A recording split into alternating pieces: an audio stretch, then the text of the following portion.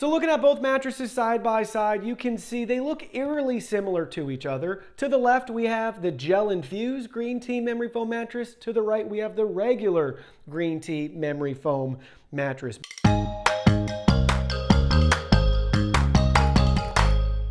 Hey everyone, today in this video, I'm going to be comparing the Zinus 6-inch Green Tea Memory Foam mattress to the Zinus 6-inch Gel-Infused Green Tea Memory Foam mattress.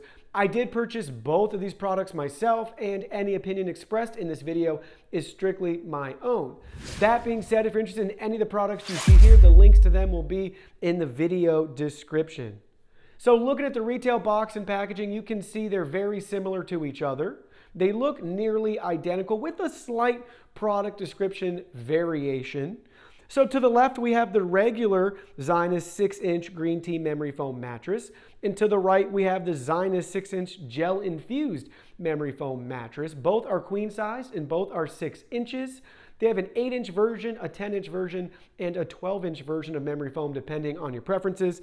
And in regards to style, again, we have the queen size, but they do have a twin, a full, and a king version available as well. So looking at both mattresses side by side, you can see they look eerily similar to each other. To the left, we have the Gel-Infused Green Tea Memory Foam mattress. To the right, we have the regular Green Tea Memory Foam mattress. Both are in queen and both are the 6-inch versions, but they also have an 8, a 10, and a 12-inch version available depending on the height that you want. They both also have the same sizes: twin, full, queen, short queen, and king. But the regular Green Tea Memory Foam mattress also has a narrow twin option for you. In regards to weight, the Gel-Infused mattress weighs 33 pounds, while the regular Green Tea mattress weighs 32 pounds. They both have the same rating of firm plush. Now, after using both of the mattresses, I would say the Gel-Infused mattress is a little bit softer, so it's going to be more plush than the regular Green Tea mattress. I think this has to do with the construction of the foam layers that are used. So to my left, for the Gel-Infused mattress, the first layer we have is a 1-inch top layer of Gel-Infused foam. That's going to provide us with some temperature regulation and cooling. Then we have a 1-inch comfort foam layer, and I think that's the difference. I think this layer is a little bit softer, which makes this mattress a little bit more plush. And then 4 inches of high density base support foam. Whereas to my right, the regular Green Tea Memory Foam mattress has a 1-inch memory foam top layer, a 1-inch high density support foam, and I think that's going to make it a little bit firmer, and then 4 inches of high density base support foam. I also want to point out that both of these mattresses come with a 10-year warranty, and they look eerily similar to each other. The key difference really comes down to the covers that they have on them with the different patterns, as you can see in the video. To our left, with the cooling foam mattress, we actually have blue stitching as well, a nice visual indicator letting us know this is a cooling mattress, whereas our regular Green Tea mattress cover doesn't have that.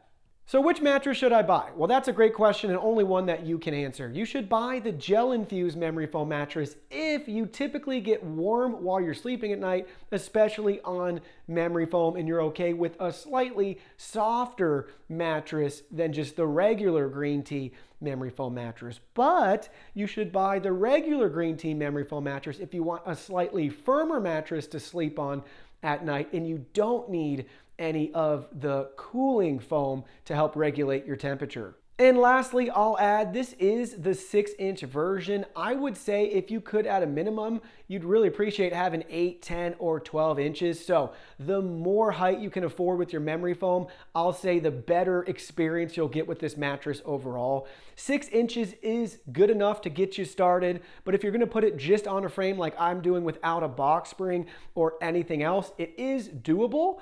But depending on if you're just sitting on it, or you want to jump on it, or you're standing on it, or for whatever reason you might be doing something like that, you may feel slightly some of the support structure below. Whereas if you had an extra 2, 4, or 6 inches, that's going to make a really big difference.